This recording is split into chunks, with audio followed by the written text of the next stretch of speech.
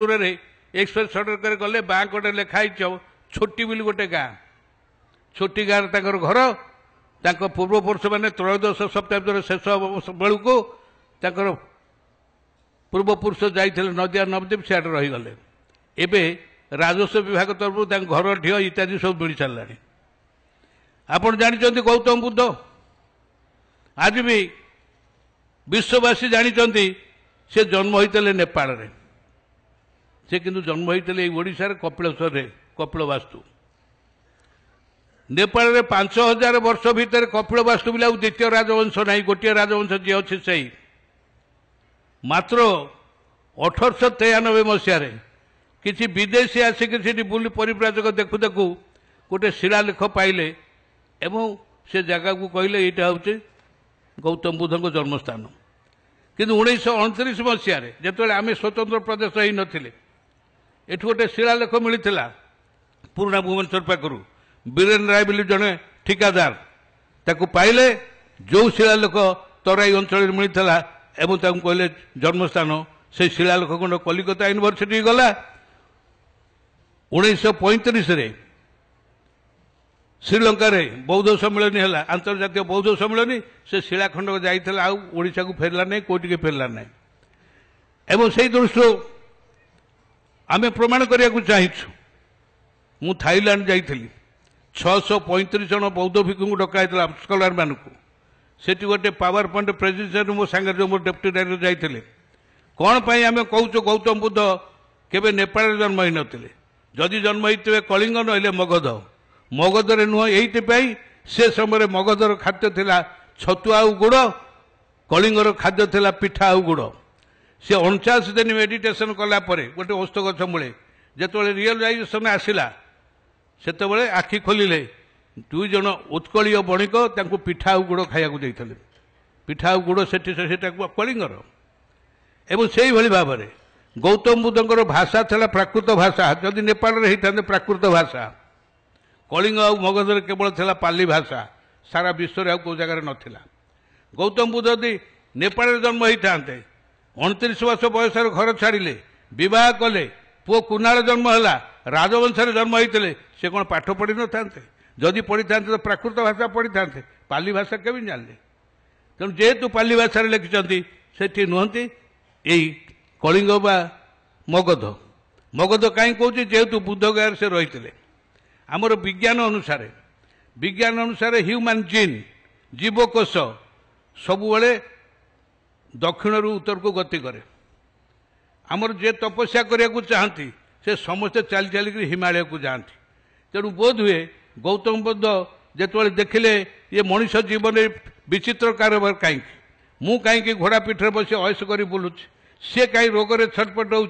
कहीं खाया पाऊनी भिक मागुनी समस्त जदि ईश्वर संतान ये विभेद कहीं कौन यार कारण कौन पाई कथा होई कौन कौन मन भर प्रश्न उठिला ताकू समाधान कर घर छाड़ी गले जाऊ जाऊ बुध गया पाखे गोटे अस्त गछ मूले मात्र 49 दिन मेडिटेशन बसले आखि बुझिक से सिद्धि प्राप्त रियलाइज आसला से कहती बेले बेले ये धरणी रे एमती मनीष जन्म नियंती जो मानक शरीर में अति मानवीय सत्ता विराजमान करुए से व्यक्ति माने निज चेतना को अंतर्मुखी कले चरम सत्य को उपलब्धि करती जे चरम सत्य को उपलब्धि करते सृष्टि तत्व जानते सृष्टि हूँ विज्ञान एवं यही तत्व को जो मैंने जानूले चेतना को अंतर्मुखी मेडिटेशन बा तपस्या करी से चारण भूली बुली बुलिक मनीष समाज भीतर प्रचार करते समाज भीतर मनीष समाज शांति सौहार्द भातृभाव विराजित होता किंतु परवर्ती काल जो आर्य मैंने आसिले भारत वर्ष को से मैंने एमती परामर्श कहले मांस भक्षण कर मद्यपान कर आमर मुनि ऋषि मैंने कहले जे जदि या हम मनुष्यर स्मरण शक्ति कमिज आउ श्रुति चलनी चलो पोथी लिखा पोथी लिखि जा सब कथा तादर अच्छे एवं से ही कारण आपण मैंने जब विचार करेंगे मोर जी विचार सीमर विचार मुझे राजनीतिक कर्मी मु आध्यात्मिकतावादर कौन से गुरु नुह कि भक्त नुहे किंतु मोर अनुभव जा से ईश्वर सृष्टिकर्ता जो मानक शरीर में अति मानव सत्ता देकर पठाउछन्ति से साधु सन्त होउछन्ति तांको निर्देश रही ईश्वर मनीष समाज वस्तुवादी मनीषर जो अशांति रही से अशांति की दूर करी प्रशांति आनीदेवाई तमें बाणी प्रचार कर एवं सही बाणी प्रचार विभिन्न साधु सन्त कर एवं सेमानकर अगणित भक्त अंतत बेसी नहले मध्य ये कली जुगरे ये जो मानवीय प्रवृत्ति धरी मनुष्य माने जो भाई भाव में वस्तुवादी चिंता धन संपत्ति मोह माया या जब सड़ी होकर अशांति भोग कर निवृत्त कराओ प्रशांति दियो से शांति रहतु मानव समाज रे कल्याण हो। लक्ष्य एक पथ अनेक विभिन्न साधु सन्त जी आसे जो बाणी देइछन्ति तार सर्वशेष लक्ष्य कौन मानव समाज रे शांति विराज करू मनुष्य शांति रे रहू मनुष्य ठीक बाटर जाऊ भगवत ध्यान रे से ध्यान दऊ एति कथा तो ताकू किए को प्रकार कहते आम से भाया कहते तो ठाकुर निगमानंद सरस्वती महोदय महाराज से जो निर्देश देइछन्ति जो वाणी प्रचार करी जाइछन्ति ता द्वारा आकृष्ट होकर आपण माने अगणित जनता तांकर भक्त होइछन्ति ताको वाणी की स्मरण करूछन्ति निज मन भितर किछि हेले प्रशांति लाभ करूछन्ति एही होउचे तांकर महान अवदान मनुष्य समाज प्रति एवं तांकर ए जो प्रादेशिक भक्त सम्मेलन करूछन्ति एवं कम कथा नुहे तांकर से आशीर्वाद नथिले आमे सब जो माने क्षमतार थु राजनीति करूछु हठात चाहिले एमती गोटे परिवेश करि परिबो केबे हबो नाही। पारादीपर किछि बंधु लागिकरी एभली आयोजन कला बेले बारंबार मत जाइछन्ति भेटिछन्ति मु ता आलाप आलोचना करछि मु कि साहाय्य करि पारनी औपचारिक भाव में हुए तो कोई सरकारी पदाधिकारी कही साहाय्य कर औपचारिक भाव में मोर जो माने समर्थक अच्छा मोर म्युनिसिपालिटी चेयरमैन वाइस चेयरमैन ठू आरंभ कर कही देख साहाय्य कर एया किंतु वस्तु तो मुझे साहाय्य करनी तो मोर बिना साहाय्य मुझे लोक प्रतिनिधि अच्छी ये जो विराट ऐतिहासिक सम्मेलन भक्त सम्मेलन सृष्टि से मुझे अभिभूत होती आयोजक मान अशेष अशेष धन्यवाद जनाऊँ तेणु मोर आ विशेष किसी कहबार ना से विश्वनीयता जी रही यही माटी विजयी से नीलाचल क्षेत्र एवं भगवान श्रीकृष्ण कही तले प्रद्युम्न को माइले उरु खंडक छिटिक महोदय पड़ा से कौन कहले मानव समाज से उरु खंडिक है नीलशैल से कहले रे मानव समाज या जो जुग आसो से कली जुगर मनीष चरित्र जहाँ मानव चरित्र जहाँ हम मु नर रूप से धारण कर दारू होकर देखी आम नर माने आम मनीष माने से कथा चिंता करवा कौन करने को हम से कथा ठाकुर निगमानंद सरस्वती आमको जो बाणी देइछन्ति से पथु जदि अनुसरण करवा ताहले आमे दुखरे सड़ी हवा नहीं पापरे भागी पोड़ी हवा नहीं कि आमे अशांति भोगिबा नहीं टिके प्रशांति लाभ करवा से प्रशांति प्रदान पाई आविर्भाव हेइथिबा परम पूज्य ठाकुर निगमानंद सरस्वती तांको पाद तले चलतु आमे समस्ते ध्यान देकरी प्रशांति लाभ करवा। धन्यवाद नमस्कार।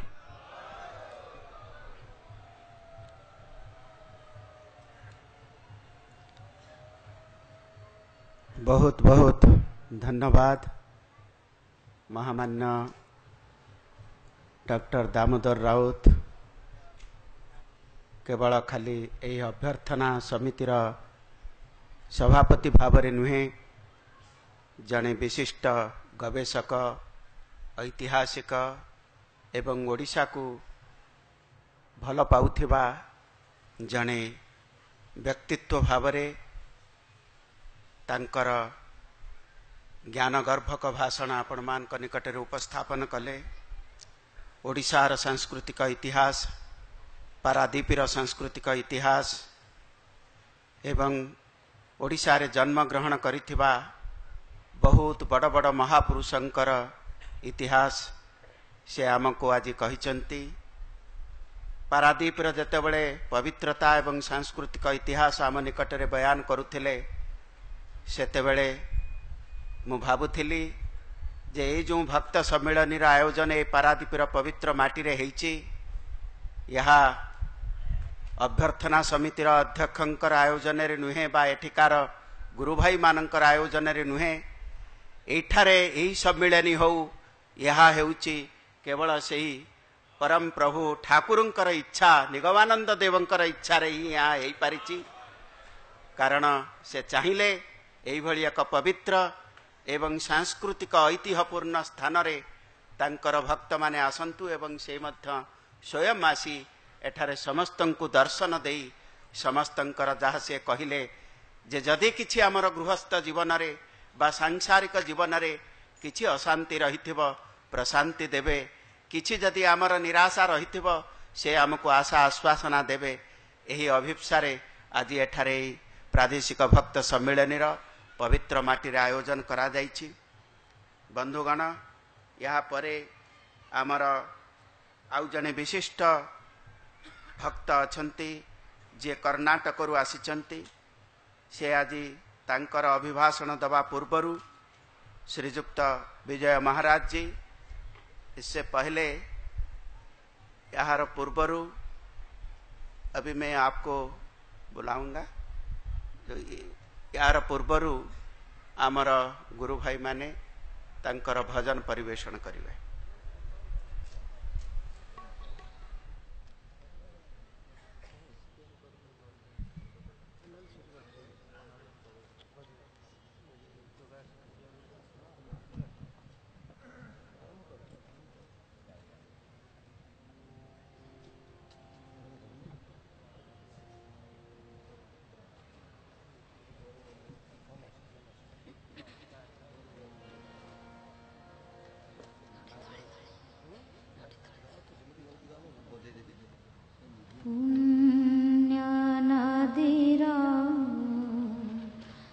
धारे रे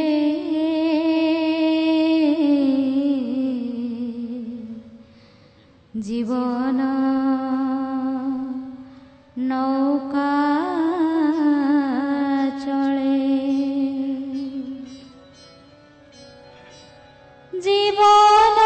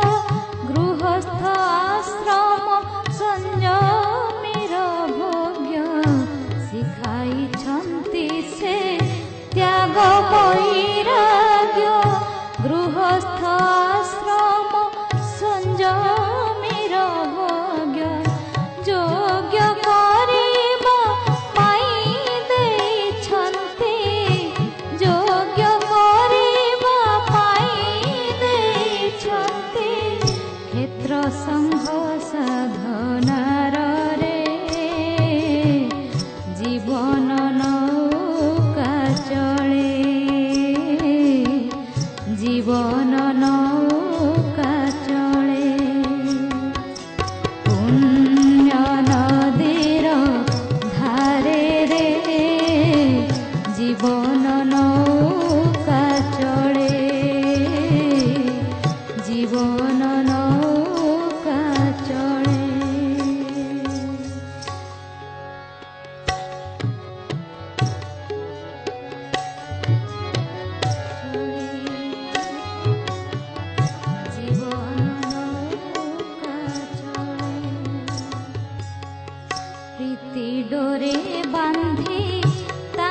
प्रिय जने सेबारे संतोष करी যতনে প্রীতি ডোরে বান্ধি তাঙ্ক প্রিয়জনে সেবারে সন্তোষ করিলে যতনে কোলে তোলি নেই আশিস বরষি কোলে তোলি নেই আশিস বরষি কোলে তোলি নেই আশিস বরষি কোলে তোলি নেই আশিস বরষি জীবন করিবে সাররে জীবন করিবে সাররে জীবন নৌকা চলে জীবন নৌকা চলে পুণ্য নদীর ধারে রে জীবন নৌকা চলে জীবন নৌকা চলে ধরি থারে তাঙ্ক চରଣ যুগଳ মহানাম জপি সঞ্চি মনে বଳ ধরি ଥାରେ ତାଙ୍କ ଚରଣ ଯୁଗଳ ମହାନାମ ଜପି ସଞ୍ଚି ମନେ ବଳ ବଞ୍ଚି ଯିବୁ ତୋହି ମହାବକାଶୀରେ ବଞ୍ଚି ଯିବୁ ତୋହି ମହାବକାଶୀରେ ବଞ୍ଚି ଯିବୁ ତୋହି ମହାବକାଶୀରେ ବଞ୍ଚି ଯିବୁ ତୋହି ମହାବକାଶୀରେ ଧରିବେ ସେ ନିଶ୍ଚୟ କରରେ ধরিবে সে নিশ্চয় কররে জীবন নৌকা চলে জীবন নৌকা চলে পুণ্য নদীর ধারে রে জীবন নৌকা চলে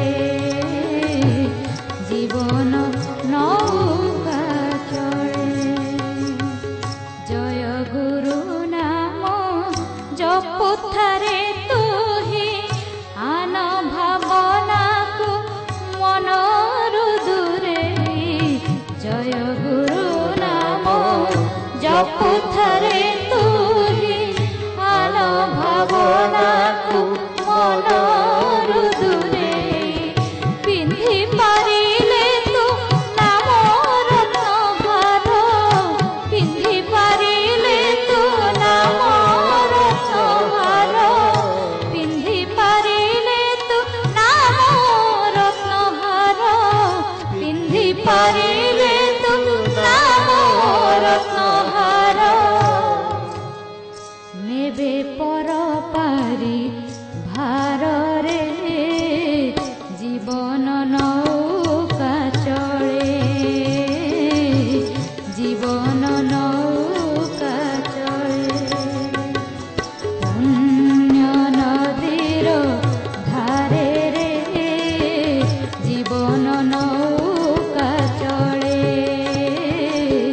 জীবন নৌকা চলে বাহি চালিছন্তি জীবন তরণী বাহি চালিছন্তি জীবন তরণী গুরু হই কর্ণধারে গুরু হই কর্ণধারে জীবন নৌকা চলে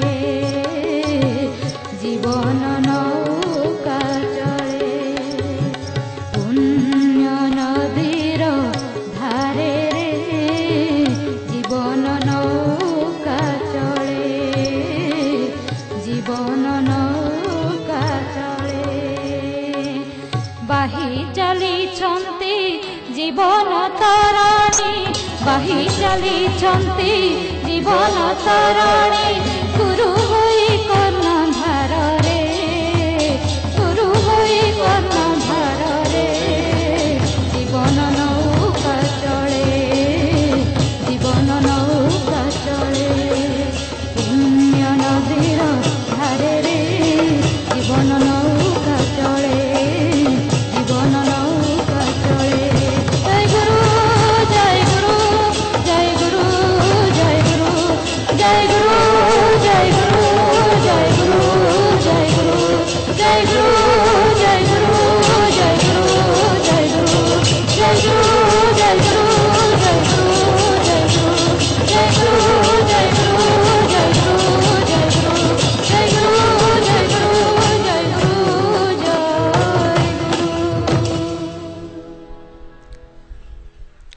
बहुत बहुत धन्यवाद।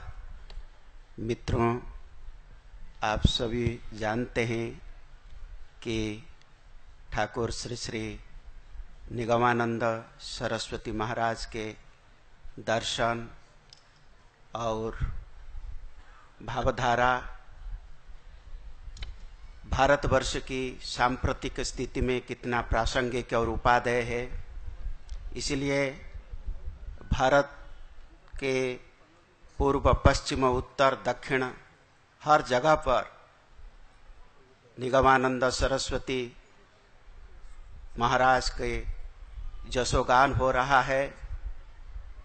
आज हमारा बहुत बड़ा सौभाग्य है कि जैसे भक्त पूर्व और उत्तर से आए हैं, ऐसे ही एक दक्षिण से आए हैं। दक्षिण के कर्नाटक राज्य के मैसूर से आए हुए हमारे परम माननीय श्री श्री ठाकुर निगमानंद सरस्वती के भक्त श्रीमत विजय महाराज जी, मैं आप सभी को ओर से फिर एक बार महाराज जी का बहुत बहुत स्वागत करता हूं और अभिनंदन दे रहा हूं। और महाराज से मेरा ये करबद्ध विनती है कि आप ठाकुर निगमानंद सरस्वती के दर्शन और भावधारा के बारे में आपका अभिभाषण यहाँ रखें।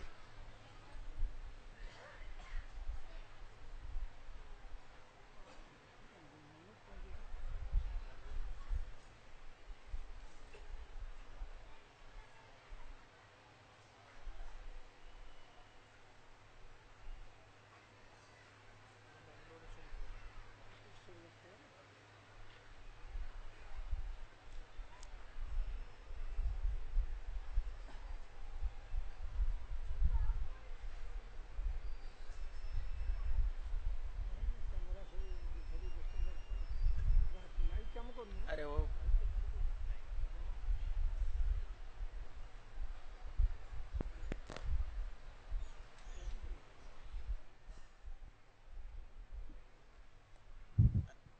one thing, you can come to this point. सुनिए, नहीं वहां आ जाइए ना।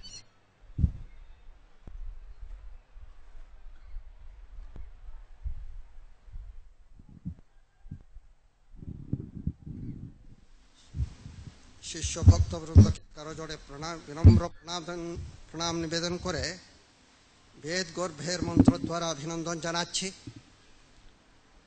अहो भाग्यम नंदगोपव्रजोरसाम यन्नेत्रम परमानंदम पूर्णम ब्रह्म सनातनम। আপনারা সব গুরুদেবের জীবনী উপদেশের সম্বন্ধে অনেক কথা শুনেছেন। আপনাদের ভাষায়, ওড়িশা ভাষায় আরো ভালোভাবে এই পর্যন্ত শোনা হয়েছে।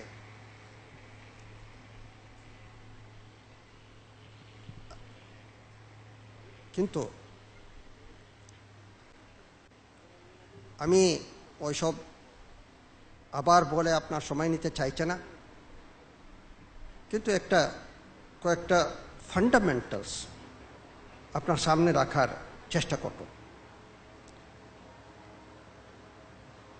এটা সনাতন ধর্ম যে আছে, এটা সার্বজনীন ও সার্বভৌম।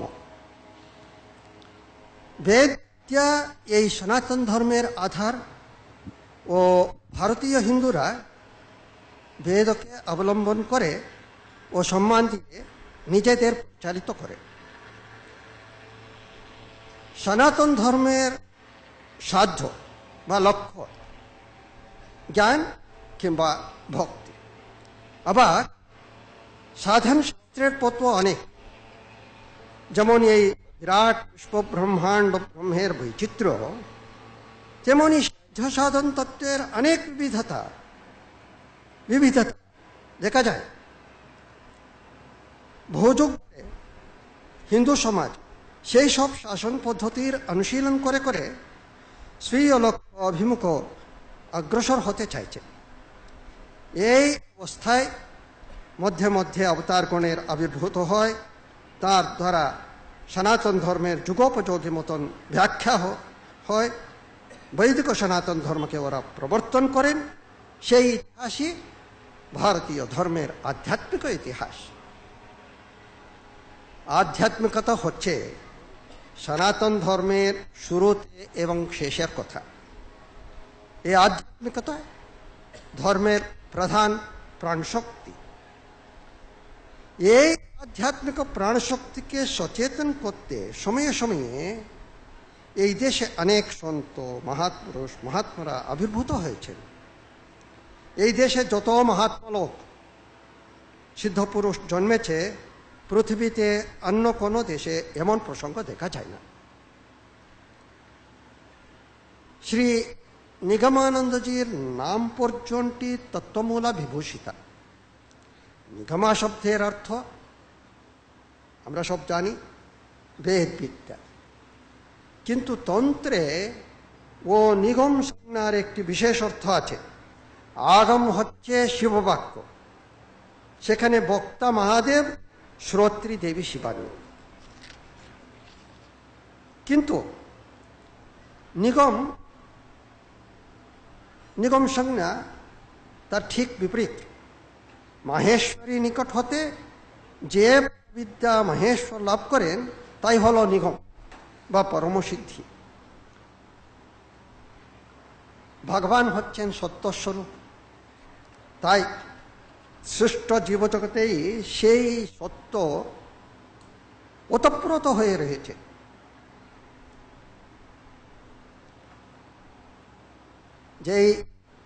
আপনারা যেই সদ্গুরুর চরণ যখন দর্শন করতেন, বেদ মন্ত্রের এই মন্ত্র আপনারা সব মনে রাখলে ভালো হয়।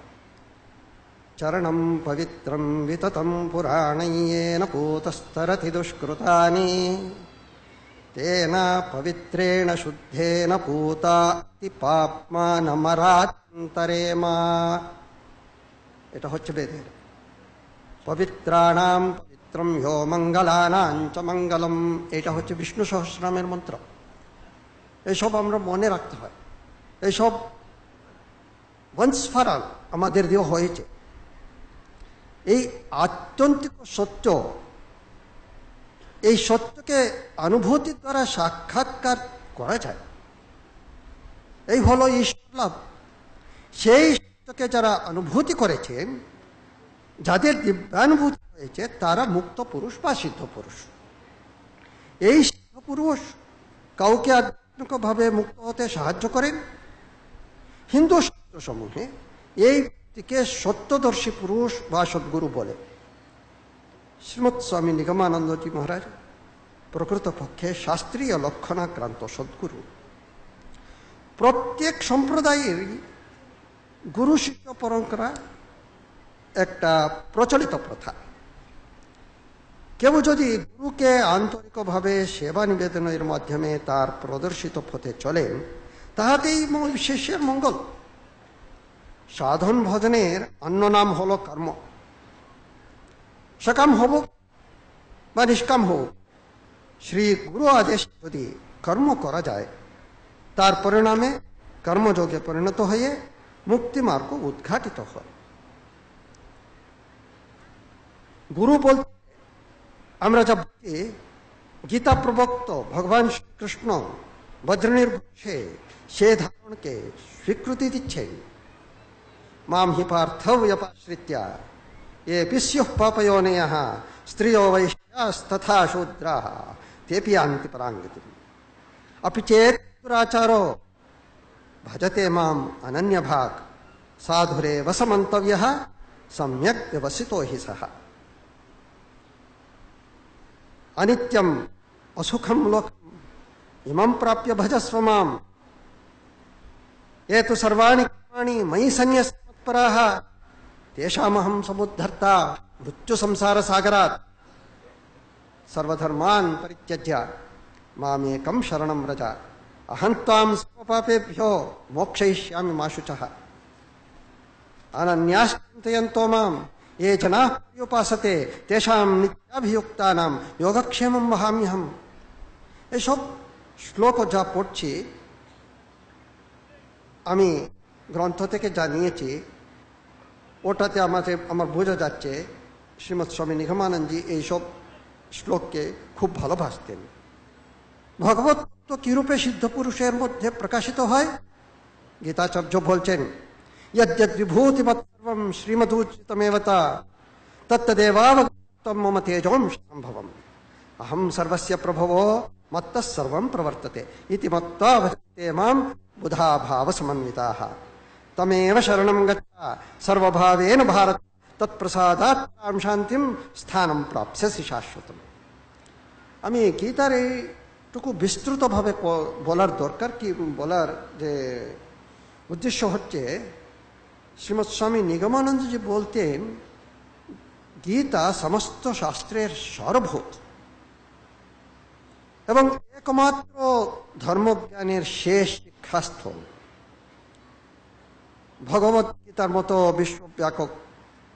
বিশ্বব্যাপক ধর্ম আর কোন ধর্ম সম্প্রদায়ের মধ্যে নেই। গীতা নিখিল শাস্ত্র, বেদ এবং সমস্ত বেদান্ত শাস্ত্রের সার। পৃথিবীতে সব শাস্ত্র বিলুপ্ত হয়ে যদি একমাত্র গীতা থাকে, তাহলে পৃথিবীর কেউ ধর্মের জন্য অভাব অনুভব করিবে না। নিয়মিতভাবে গীতা পাঠ করলে জ্ঞানযজ্ঞের দ্বারা ভগবানের অর্চনা করা যায়। বর্তমান যুগের এক বিশ্ববিখ্যাত মহাযোগী বলছেন, পূর্ণযোগী যে গুরু তিনি হচ্ছেন অন্তর্যামী গুরুর প্রতিভু বা প্রতিনিধি। তিনি শিষ্যদের স্বভাবানুযায়ী তাদের পরিচালনা করেন। শ্রী চৈতন্য মহাপ্রভুর মতানুসারে সেই প্রভু ধন্য যে বা চুল ধরে আনে। আবার এই কথায় সমর্থনে শ্রীরামকৃষ্ণদেব সরল ভাষায় বলেন, যেমন উত্তম বৈদ্য রোগীকে জোর করে ঔষধ খাওয়ান, সেই রকম যে আচার্য শিষ্যকে ভগবত পথে আনতে তার উপর নানাবিধ চাপ সৃষ্টি করে থাকেন, তাকে উত্তম শ্রেণীর আচার্য বলে। শাস্ত্রকার বলছেন, কৃষ্ণ যদি কৃপা করেন কোন ভাগ্যবানে, গুরু শিক্ষা দেন অন্তর্যামী রূপে। কৃষ্ণ যদি কৃপা করেন কোন ভাগ্যবানে, গুরু শিক্ষা দেন অন্তর্যামী রূপে। এর থেকে জানা যায় ভগবত কৃপা দৃষ্টি থাকলে গুরু অন্তর মধ্যে প্রবেশ করে শিষ্যের জ্ঞানচক্ষু উন্মীলন করেন। ওজন্যই আমরা সব বলি ধ্যানমূলর গুরুর মূর্তি। এই আধ্যাত্মিকতা, আধ্যাত্মিক জীবন মানুষ জীবনের একটা বৈশিষ্ট্য। শঙ্করাচার্য বলেন, দুর্লভম ত্রয়মেব এতৎ। কোনটা? অসব মনুষ্যত্বম, মুমুক্ষুত্বম, মহাপুরুষ সংশ্রয়। এত কোটি কোটি মানুষ আছে, তার মধ্যে এখানে কয়েকজন মাত্র মাইক্রোস্কোপিক মাইনরিটি বলতে পারি আমরা এখানে সব জমেছি। কেন? এটা মুমুক্ষুত্বম খুব দুর্লভ, এটা সবাই আসতে পারবে না। কিন্তু মনুষ্যত্ব হয়ে তারপরে মুমুক্ষত্ব থাকলেও আর একটা আছে মহাপুরুষ সংশ্রয়। মহাপুরুষদের চরণাশ্রিত, ওদের সঙ্গে থাকলেই আমাদের আধ্যাত্মিকতা বিকাশ হয়।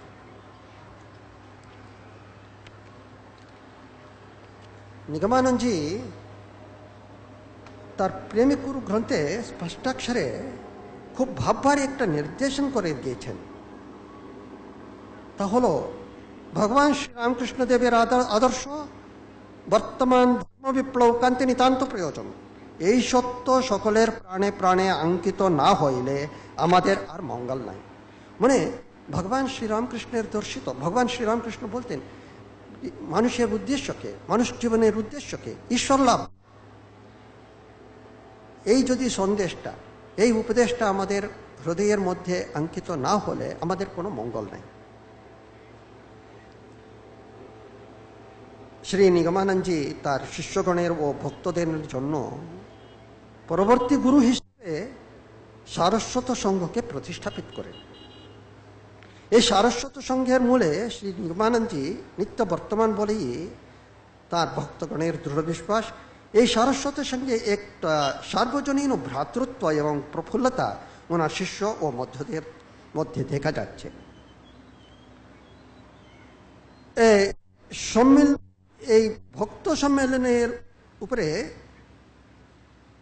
একটা শ্রীরামদেবের চিন্তা আর ভাব একটা বলা উচিত।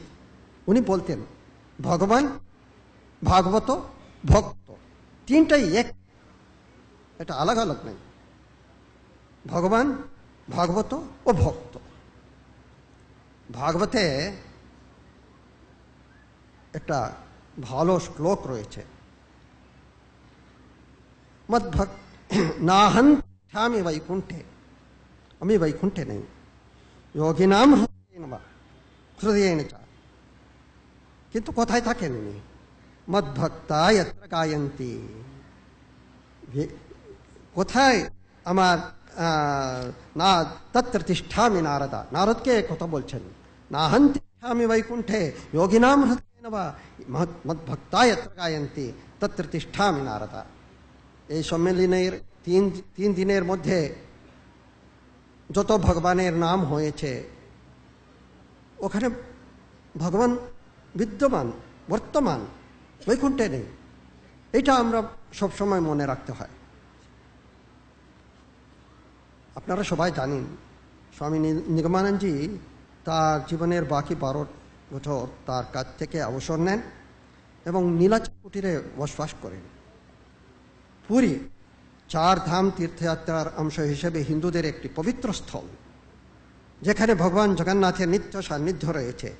স্বামী নিগমানন্দজি বিশ্বাস করতেন যে ভগবান জগন্নাথ হচ্ছেন সত্যের প্রতীক, কারণ পুরীর ভগবান জগন্নাথের ধর্মানুষ্ঠানের মধ্যে সাংস্কৃতিক সত্যতা, একতা এবং অখণ্ডতা অন্তর্ভুক্ত হয়েছে। আমাদের প্রান্তে মানে কর্ণাটকাতেও নিগমানন্দজির জীবন উপদেশ গ্রন্থরূপে প্রকট হয়েছে। এইসব সাধ্য হয়েছে, অনেক ওখানে ভক্তজন রয়েছে, এখানে উড়িষ্যা থেকে এসেছে, ওখানে কাজকর্ম করে ওরা সব সপ্তাহে এক জায়গায় মিলে তারপরে গুরুদেবের নাম ভজন করে। ওখানকার লোকাল লোকদের মধ্যে একটা প্রভাব হয়েছে। ওখানে কান্নাড়াতে ও 2-4টা বইটা বের করেছে, নিগমানন্দজির জীবন, তার জীবন বের করেছে। তারপরে একটা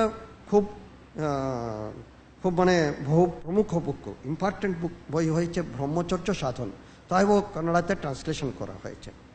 তারপরে এই সম্মেলনে এটা একটা নূতন বই লোকার্পণ হয়েছে যে যোগী গুরু বলে, ওটাও খুব ভালো বই।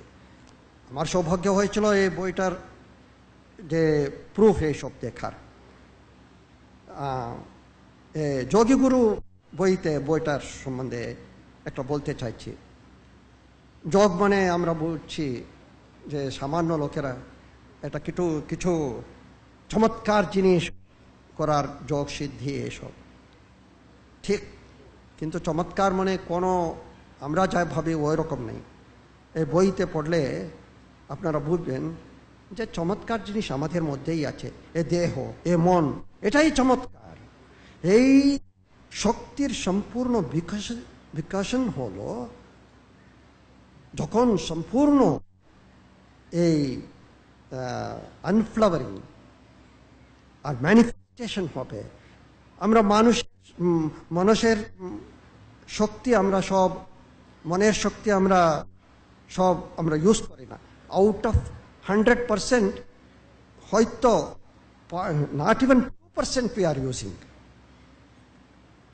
কিন্তু যোগ কি বলবে, এই মনের শক্তি কিভাবে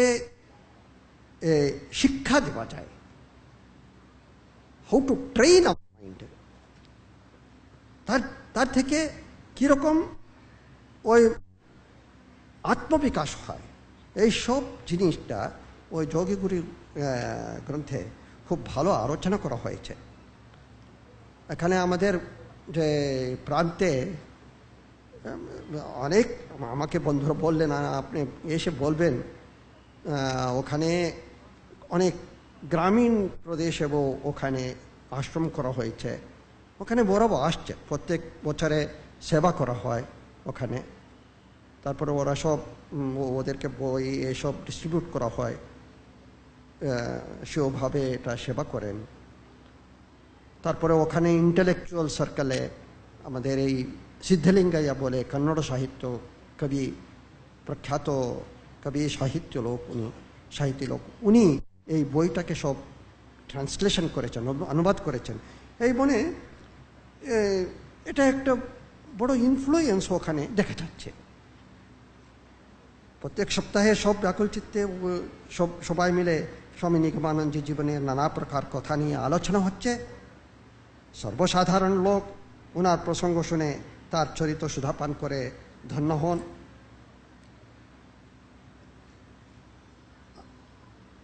এই সম্মেলনে এটা একটু পার্টেক করার আমার তো এটা একটা সৌভাগ্য বলে মনে করি। এটা সব সাধ্য হয়েছে ওখানে ব্যাঙ্গালোরে যে ভক্তরা কাজ করে ওদের দ্বারা সাধ্য হয়েছে। আমি ওদের সব অভিনন্দন জানাচ্ছি। वंदे महापुरुषं वंदे महापुरुषते चरणारविंदम।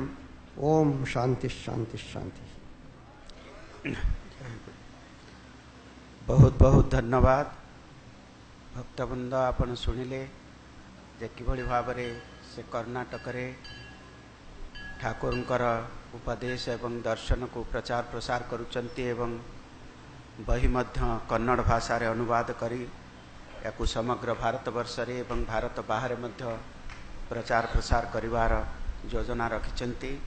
भारत बाहर मध्य वर्तमान ठाकुर श्री श्री निगमानंद सरस्वती महाराजंकर दर्शन एवं भावधारा लोकप्रिय हबार लगी। पुणी थरे आपण मान तरफरु श्रीमत विजय महाराज जी को मोर बहुत बहुत प्रणाम नमस्कार एवं कृतज्ञता। वर्तमान आम गहन रे उपस्थित अछंती दूरदर्शन केन्द्रर निर्देशक जने विशिष्ट साहित्यिक डॉक्टर शांतनु कुमार रथ एवं से जने भक्त जने आध्यात्मिक व्यक्ति। मुझे अनुरोध करुच्ची आपण मान समस्त तरफरु पुणी तरे मुझे आउ थे स्वागत करुच्ची एवं अभिनंदन करुच्ची ए भक्त सम्मेलन को एवं तांको अनुरोध करी से तांकर वक्तव्य उपस्थापन करेंगे।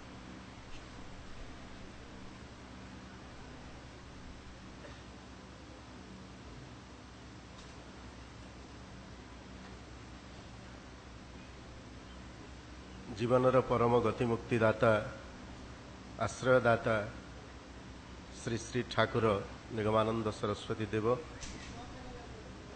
आज प्रादेशिक भक्त सम्मेलन रे समवेत समस्त मुख्य भक्तमंडली मंचासीन समस्त पूजनीय सन्थ मंडली आजिर यही सम्मेलन रे उपस्थित मंचासीन समस्त अतिथिवृंद वरेण्य सभापति निकट में विनम्र नमस्कार जणई आपण मानक समस्त को सादर अभिवादन जणई ठाकुर संपर्क में किसी कहवाक जाऊँगी किंतु कहवा पूर्वर मते किए पछ को टाणुची न कहवाई कारण ठाकुरंकर जीवद्दशारे ठाकुरंकर गोटे अनुभव से व्यक्त करथिले।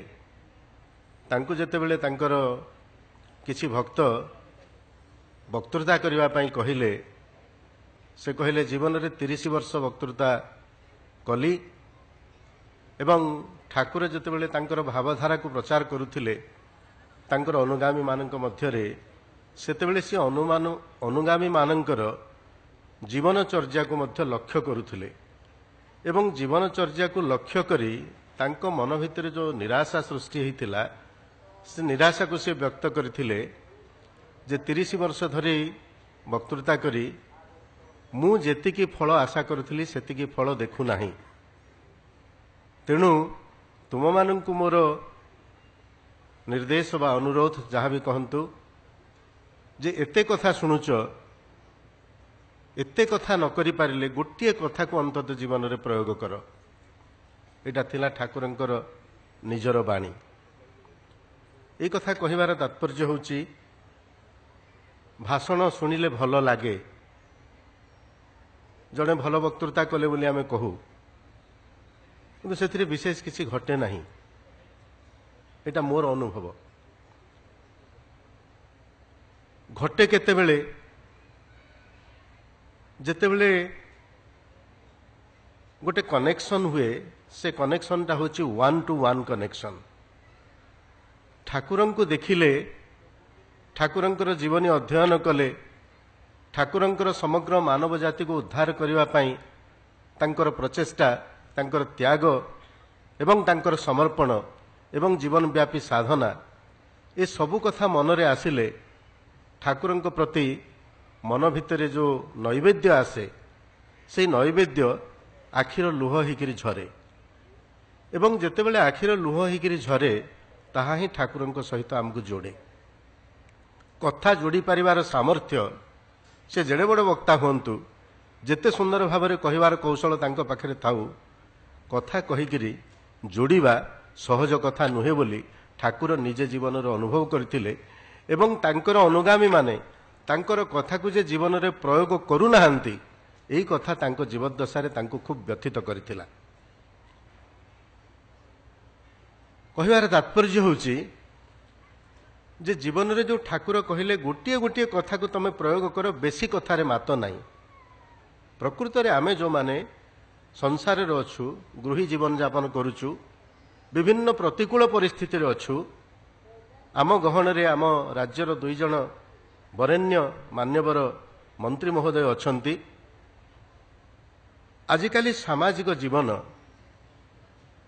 राजनैतिक जीवन एवं साधारण भाव में मनुष्यर मानसिक जगत रे जो प्रकार विकृति जो प्रकार स्खलन घटुची ताकू देखिले मन भितर गोटे आशंका आसुची जे आमे सब कुआडे जाउचु जो भगवान एवं जो ठाकुर मनीष भितर गोटे असीम संभावना को लक्ष्य करी आमको सब देवत्व स्तर को उठेवा पई परिकल्पना कले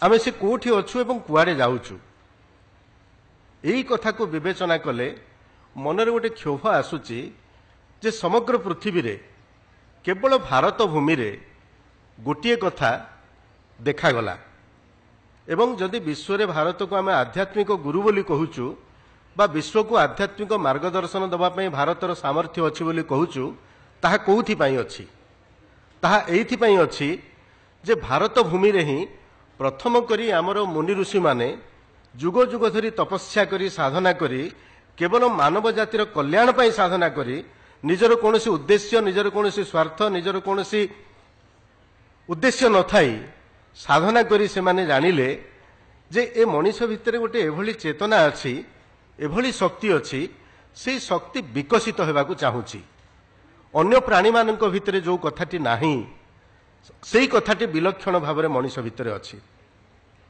एवं से चेतनाटी जेतेबेले से माने लक्ष्य कले से गोटे कथा समग्र पृथ्वी को कहले जे मनीष होची गोटे विकासोन्मुखी प्राणी जे कि विकसित हेबाकू चाहूची ता भितर एमती किछि तत्व परमात्मा देइचंती जो से तत्व को आधार करी मनीष विकसित हेबाकू चाहूची। मु गोटे उदाहरण आपनकु दउची गोटे बेलून बिक्री होची बाजार रे मेला रे बेलून आपण बिक्री होतबे देखुतबे पिला माने सब व्याकुल होंती से बेलून को किनिवा पई से बेलून रे गोटे एभली गैस थाए से बेलून रे जो गैस टी थाए से बेलून को ऊपर टाणु थाए से रज्जुटा को जदि आपण जोर रे न धरिबे टिके शिथिल होई जिवो से बेलून टी आपणा छाए से ऊपर को उड़ी पळेइबो।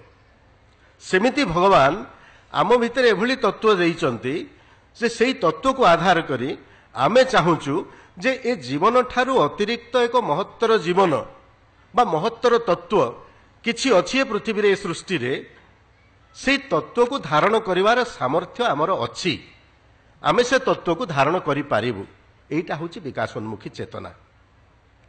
तेणु जो विकासोन्मुखी चेतना कथा आमे कहूचु ए विकासोन्मुखी चेतना को प्रथमे तो मनीष चिन्हिबो प्रथमे मनीष जानिबो जोटा कि ज्ञानर आधार रे जानिबो को गुरु कहिबे जानिबो को वक्ता कहिबे जानिबो को संत कहिबे जानिबो जानिले खाली कथाटा सरी जाए नाही कथाटा जानिबा स्तर रे अटकी जाए। आम भितरे अधिकांश अछंती शतकड़ा 99% अछंती कि शतकड़ा 100% अछंती आमे अनेक कथा जानू केही किछि जानि ना बोली कथा नाही अनेक कथा आमे जानू किंतु जानिबा स्तर रे अटकी गले ताहा अनुभव एवं उपलब्धि स्तर को न गले मनुष्यर विकास हुए नहीं।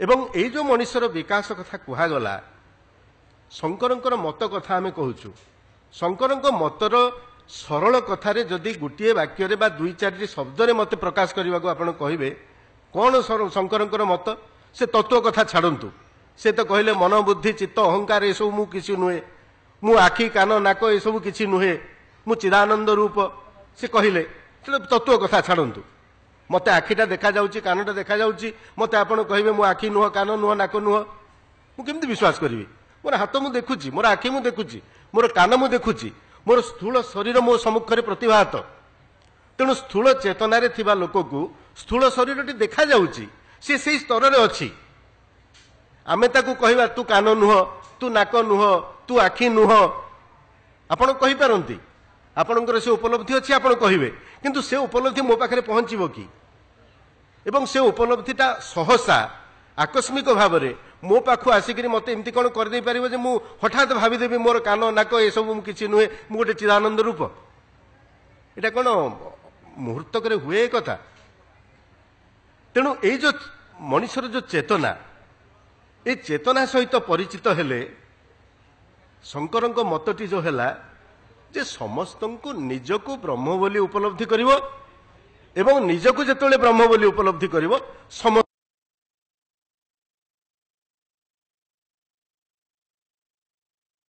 निजको भगवान बोली उपलब्धि करिवो एवं निजको जेहेतु भगवान बोली उपलब्धि करिवो निज भली देखा जाउथिबा बा निज भली संसार रे विचरण करुथुवा स्थावर जंगम कीट पतंग समस्त को ब्रह्म ज्ञान करिवो तेणु ब्रह्म ज्ञान कले निजको जदि ब्रह्म बोली भाविब अन्य समस्त को जदि ब्रह्म बोली ज्ञान करिवो ताले गोटे एकत्व स्थापित होबो कि नहीं आम भितर थिबा पार्थक्य तफात विद्वेष एटा रहिबो कि वैसादृश्य गुडाक रहिबो कि गोटे बिंदुरे आमे एकाठी हो जिबा तेणु एई कथाटाकू जो शंकर कहिले सेई कथाटाकू जीवन रे हमको उपलब्धि स्तर को आनिबाक पड़िबो एवं उपलब्धि स्तर को आनी समदृष्टि विकसित करने को पड़ो एवं समदृष्टि विकसित कले आप देखिए गोटे साधारण कथा आपन को कहबी निमित्त कारण उपादान कारण आमर सन्यासी महोदय कहूथिले निमित्त कारण उपादान कारण कौन से तो जोड़े शब्द कहले निमित्त कारण उपादान कारण होची जेकोसी कथा करिबा पई गोटे वस्तु को निर्माण करिबा पई जोड़े कथा दरकार गोटे हला निमित्त केही जने तयारी करिवो उपादान कौन गोटे वस्तु हेले कि गोटे कंचामाल हेले से तैयारी हम तेणु निमित्त कारण उपादान कारण ए दीटा अलगा हेले जाइकरी गोटे वस्तु निर्माण हम मु किछि माटी आनिबी माटी आनिकी मु जने कुंभार हांडी गढ़ी मु निमित्त कारण हेली माटीटा उपादान कारण हैला किंतु मनीष निर्माण क्षेत्र रे ए दुईटी जाक कारण परमात्मा मिसई देइचंती केमती मिसई देइचंती ना सेठी सी को नई कूल को जाइकरी कि पोखरी कूल को जाइकरी माटी आनी नाहंती से निज सत्तारू एठे माटी एवं कुंभार एक अलगा नुहंती हांडीटा को देखिले आमे सेथिरे दुईटी कारण देखा जाउची हमको गोटे हला माटी पोड़ा हवा पर हांडी हेची आ गोटे हला ताकू तयारी करची गोटे अलगा लोक कुंभार किंतु मनुष्य शरीर जो निर्माण हेची एई मनुष्य शरीर निर्माण रे निमित्त कारण एवं उपादान कारण एक होइथिबारु जो परमात्मा आमको सर्जना करिसंती से आम भितर ही अछंती एटा सरल कथा तेणु एई कथाटाकू मु खाली एटा भाषण दउची बोले आपण भाबुथिबे तो बहुत कथा जानिची ये ब्रह्म ज्ञान आर थिबो मोर भी नाही मु भी जानिबा स्तर रे अछि चेष्टा करूची उपलब्धि स्तर को जिबा पई उपलब्धि स्तर को जिबा पई यांको पाखु आसिले उपलब्धि स्तर को जाई हबो नहले आपण बही पढ़िबे गुडे कथा बुझिबे एमती विभिन्न जगह भाषण देबे किंतु उपलब्धि हबो जेतेबेले सेतेबेले आपणकर आउ गोटे अलगा दृष्टि आसीबो गोटे कंप्लीटली न्यू विजन आसीबो न्यू विजन आसिले आपण निज भितरे जहा देखुचंती अन्य मानक भितरे सेही कथाटा देखिबे that requires a different vision all together सेही कथाटी मु गोटे उदाहरण आपनको देबी এই কথাটি কেমতি আসে কেহি জনে কহুଥିଲେ মু ভুলি যাউছি তাଙ୍କ কথা दिन 2टा बेले घर को गोटे भिकारी आसला 75-80 वर्षर बुढ़ा मे मास खरा दिन 2टा बेले आपण घर को जदि जने भिकारी आसीबो ମୋ ଘରକୁ ବି ଆସ, ମୋ ଘର କଥା ମୁଁ କହୁଛି, ଉଦାହରଣଟା ମୋ ପାଖରୁ ଦେଉଛି ଆପଣଙ୍କୁ। ଯଦି ଜଣେ ଭିକାରୀ ଆସିବ କ'ଣ କରିବେ ଆପଣ? ଟଙ୍କା ଦିଟା ଦେଇକି ପଠେଇଦେବେ। ସେ ତ ଠିଆ ହେଲା, ମାଗୁଛି, ଚାଉଳ ଦିଟା ଦେବେ, ନହେଲେ ଟଙ୍କା ଦିଟା ଦେବେ, ପଠେଇଦେବେ।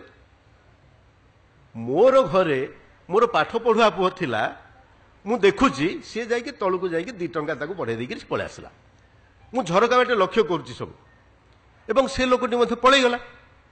ପଳେଇଗଲା ପରେ ଦୃଶ୍ୟ ଦେଖିକିରି ମୋ ପୁଅକୁ ମୁଁ ପଚାରିଲି, ମୁଁ କହିଲି ତୁ କ'ଣ କଲୁ? ନା ତାକୁ 2 ଟଙ୍କା ଦେଇଦେଲି, ସେ ପଳେଇଲା। ତାକୁ ସାଙ୍ଗେ ସାଙ୍ଗେ କହିଲି, ତୋ ସହିତ ପରେ ମୁଁ କଥା ହେବି, ତୁ ତୁରନ୍ତ ଯାଇକିରି ସେ ଲୋକଙ୍କୁ ଡାକି ଆଣ। ସେ ପଳେଇଥିବଣି କେତେ ବାଟ, ସେ ଦୌଡ଼ିକି ଯାଇକିରି ତାକୁ ଡାକି ଆଣିଲା। ଡାକି ଆଣିଲା ପରେ ମୁଁ କହିଲି ତାକୁ ପଚାରେ ସେ ଖାଇଛି କି ନାହିଁ। ପଚାରିଲା, ସେତେବେଳେ ପଚାରିଲେ, ସେ କହିଲା ମୁଁ ଖାଇନି। ଖାଇବ କି ଗଣ୍ଡେ? ନା ହଁ ଆଜ୍ଞା ଖାଇବି। ତେଣୁ ମୁଁ ମୋ ପୁଅକୁ କହିଲି, ମାନେ ଶିକ୍ଷା ମଧ୍ୟ ଗୋଟେ ଚେତନାକୁ ବିକଶିତ କରିବା ପାଇଁ ସମର୍ଥ ହେଉନାହିଁ।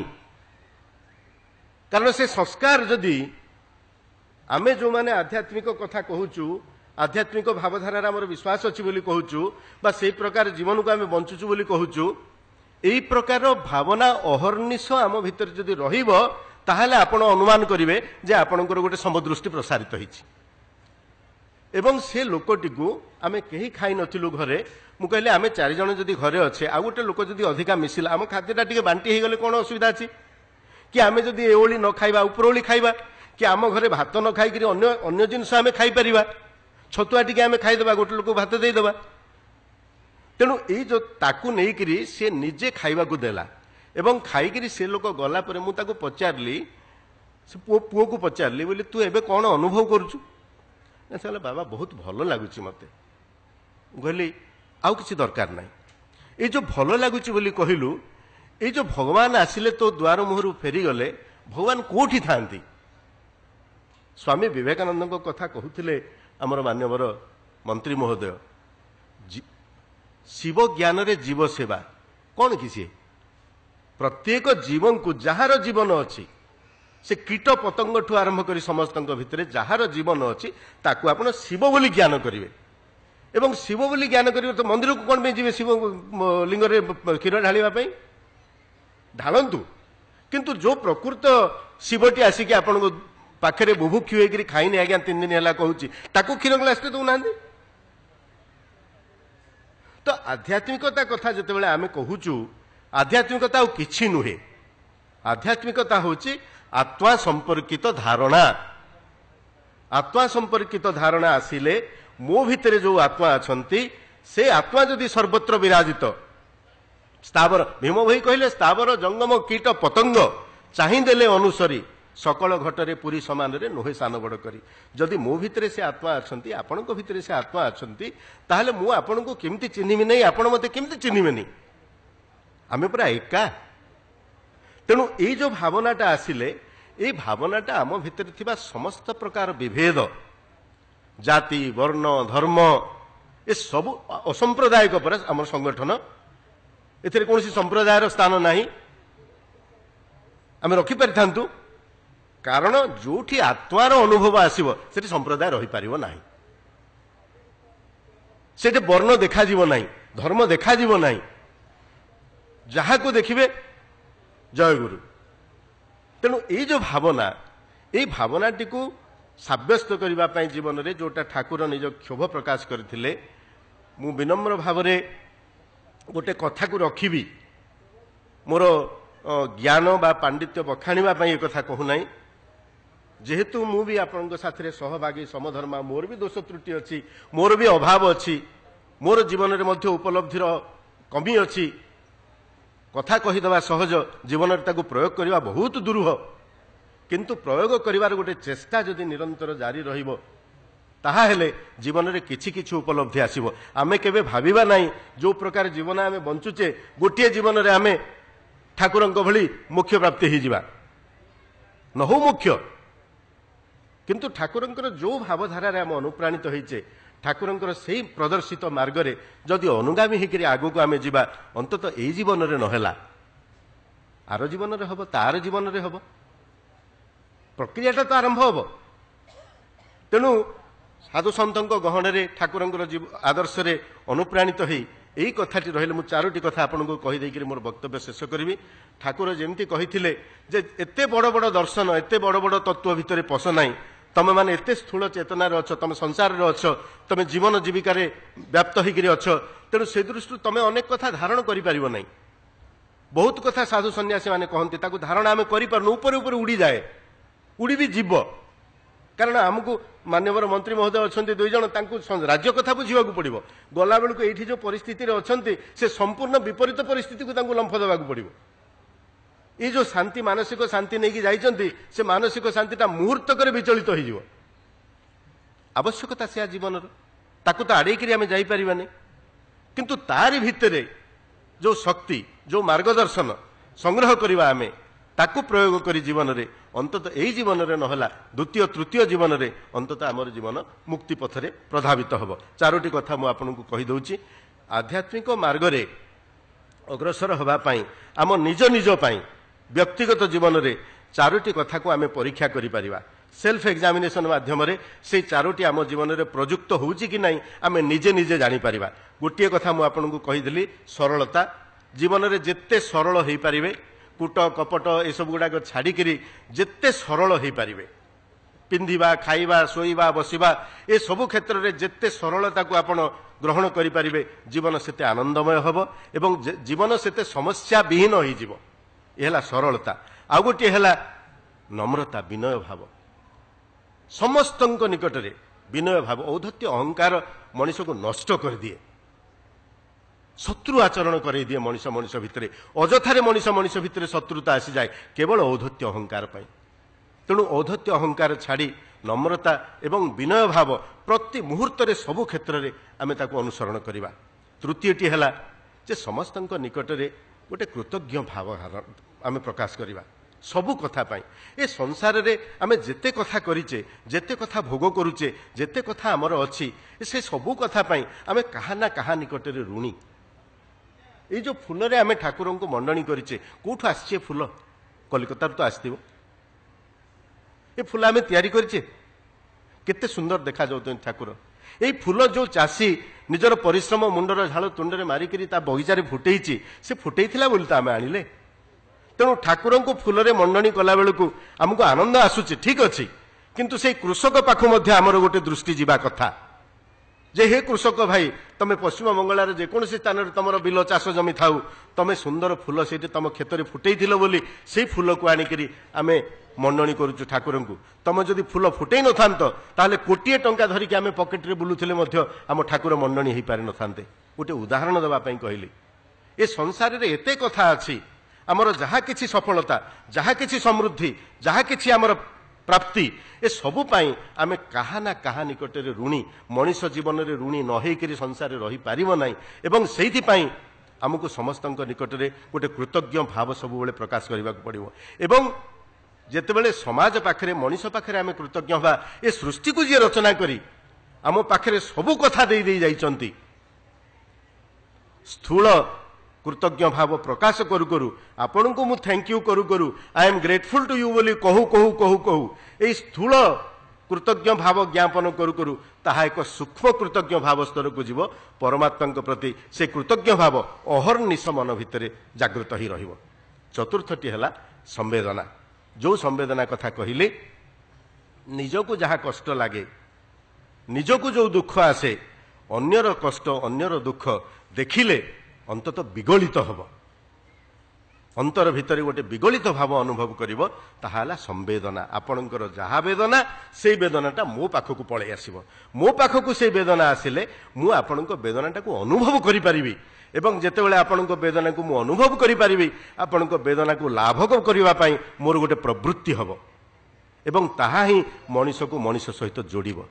तेणु सरलता, नम्रता, कृतज्ञता एवं संवेदना, ये चारोटी कथा जदि जीवन रे ठाकुरंकर कथारु क्षीय नहीं करी मु कहूची, जेमती ठाकुर चाहिथिले जे एते बड़ बड़ तत्व रे न पसी छोट छोट कथा गुडी को जीवन रे प्रयोग कर, तम जीवन सुंदर हो जीवो एवं तम पाखरु मु जहा प्रत्याशा करूची मोर अनुगामी मानक पाखरु जे तुमर एई जीवन रे मुक्ति हबो आरो जीवन रे मुक्ति हबो कि केते जीवन रे मुक्ति हबो एईटी तुमको मो पाखकु नै आसीबो सरलता कृतज्ञता नम्रता एवं संवेदना मनीष को मनीष सहित जोड़ी देले जो शंकरंकर मत कथा ठाकुर कहिसंती आमे समस्ते गोटे बिंदु रे एक हे जिबा। जय गुरु जय गुरु जय गुरु।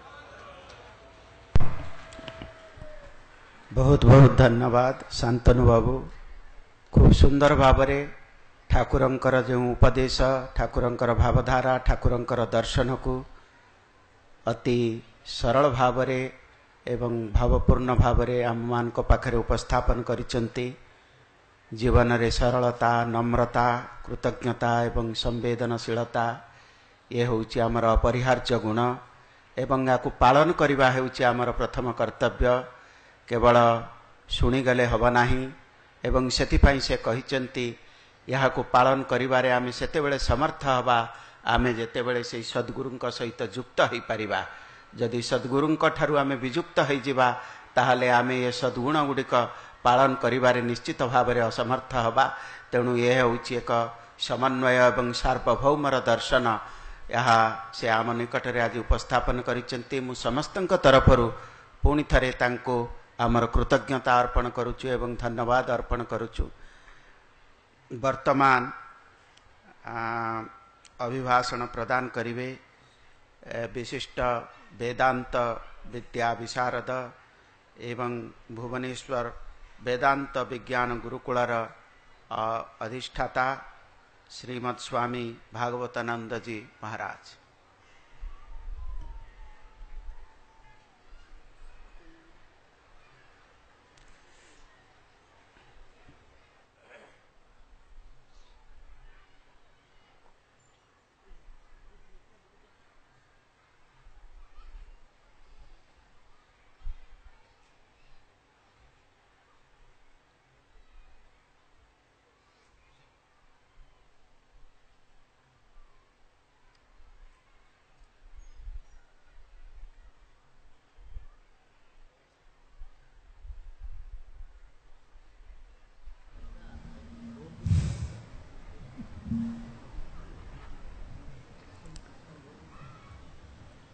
अनेक समय दीर्घ समय धरिकी आपण मान श्रवण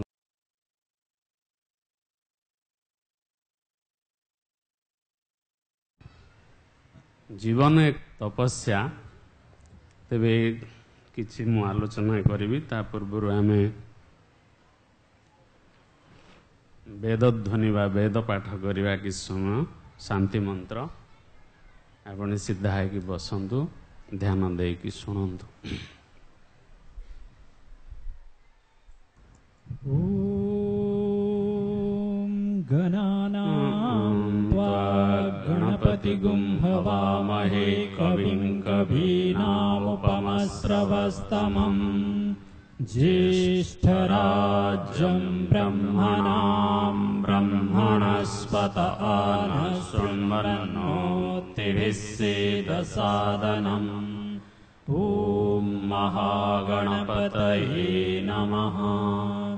एकदन्ताय विद्महे वक्रतुण्डाय धीमहि तन्नो दन्ति प्रचोदयात्।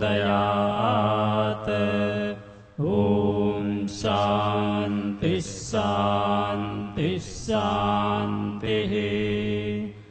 ॐ सन्नो मित्रः संवरणः शं नो भवत्वर्यमा शं न इन्द्रो बृहस्पतिः शं नो विष्णुरुक्रमः। नमो ब्रह्मणे नमस्ते वायो त्वमेव प्रत्यक्षं ब्रह्मासि त्वमेव प्रत्यक्षं ब्रह्म वदिष्यामि ऋतं वदिष्यामि सत्यं वदिष्यामि तन्मामवतु तद्वक्तारमवतु अवतु माम् अवतु वक्तारम्। ॐ शान्ति शान्ति शान्तिः। ॐ यश्छन्दसा वृषभो विश्वरूपः छन्दोभ्योऽध्यमृताः सम्बभूव समेन्द्रो मेधया स्पृणोतु अमृतस्य देवधारणो भूयासम् शरीरं मे विचर्षणम् जिह्वा मे मधुमत्तमा कर्णाभ्यां भूरिविश्रुवम् ब्रह्मणः कोशोऽसि मेधया पिहितः श्रुतं मे गोपाय ॐ शान्ति शान्ति शान्तिः ॐ भद्रं कर्णेभिः शृणुयाम देवाः भद्रं पश्येमाक्षभिर्यजत्राः स्थिरैरङ्गैः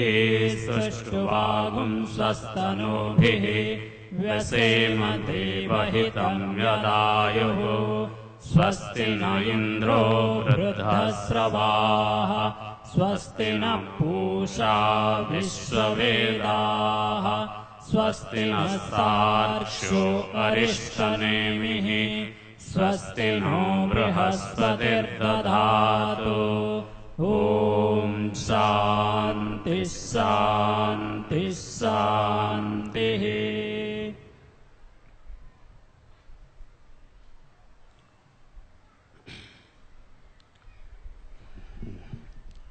जेहेतु आमे एटी अनेक लोक समवेत होती मु चाहूँगी आम तीन थर ओमकार ध्वनि करवा जहाँकि आम समस्त विश्व कल्याण मंगलकारक सीधा है कि आपण बसंतु तीन थर आम ओमकार उच्चारण करवा समस्त को अनुरोध आपण माने मो सहित तीन थर ओमकार ध्वनि करवा प्रणव ध्वनि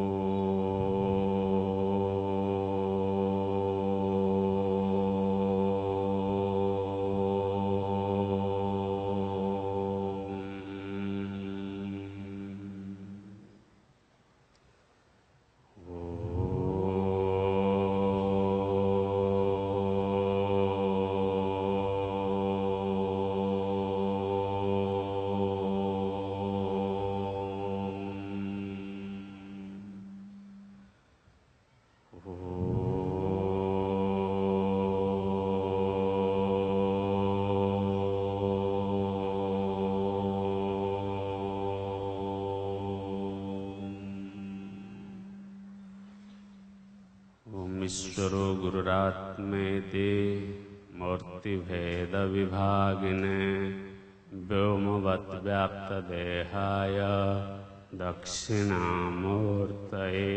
नमः। ओम श्री गुरुभ्यो नमः।